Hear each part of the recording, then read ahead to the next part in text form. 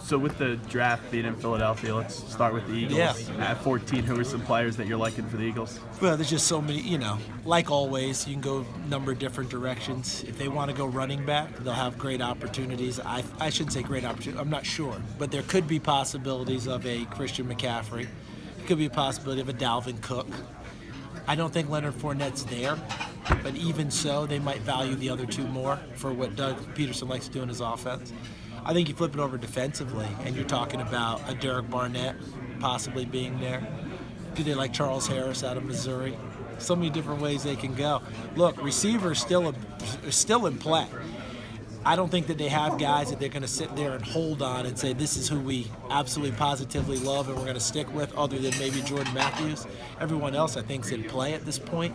So, do you value Mike Williams if he's still there at 14? Do you think he'll be there, though, at 14? He could be.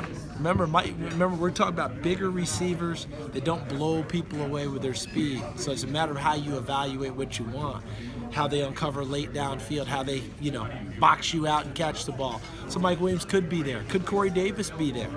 Could he? Who knows? John Ross. Do you want the speed guy? So many different directions. The running back, since you brought it up, it's a deep running back class, and two guys have character issues in Mixon and Cook. So some Eagle fans are saying fix those other needs and then address running back in the second round. How do you view Cook and Mixon with all that they've been through with their off-the-field problems? Well, I think that I'll start with Mixon.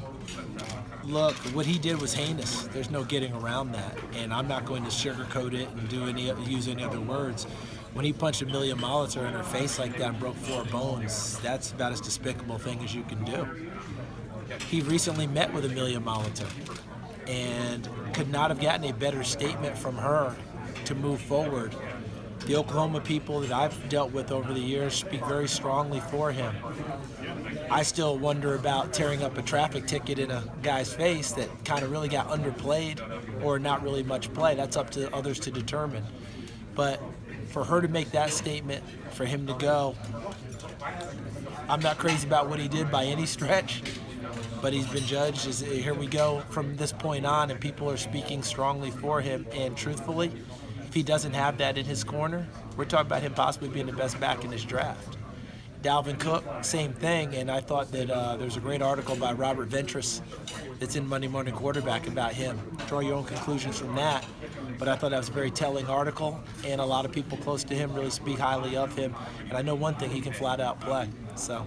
Now, on the topic of character concerns, Gary and Conley had none of them until the other day. Right. And I know the public opinion, it's different than the legal perception because the public will say he's guilty from the start. What happens with Conley? Well, I think the Lyle Collins issue from a couple of years ago gives us a blueprint. Collins was a lock first-round guy, and then that issue happened with him. Remember, he wasn't charged with anything. I think people want to, I don't even know what the proper term is, so I don't want to use the wrong legal terms. But, not person of interest, but someone of focus or whatever it was. But there wasn't time, and no team took him. He went from lock first round out of the draft. Then after it was all over, he was never charged, as I understand it, right? None of that ever happened. Undrafted free agent, Cowboys got a first-round pick. There's not a lot of time between now and the draft, so I think it's highly unlikely this gets determined before then. That's the blueprint I'm going off of. It wouldn't shock me at all if this isn't taken care of and a ruling is down and all that, then Gary and Conley could miss the draft. One more local thing, I know you pay attention to Temple, just with Hassan Reddick and Deion Dawkins. Hassan's going to be a first-rounder, Deion probably a second. How about those two players? Well, they're terrific players, and Hassan Reddick is one of the greatest ascents that you're ever going to see. It's a kid who, was a walk-on, turned into that guy, and the postseason matters, because that postseason was huge for him. And then Deion Dawkins able to make his move and work his way through, and people see him in 2 different positions, so you can see why he moved up. Charles, a lot of times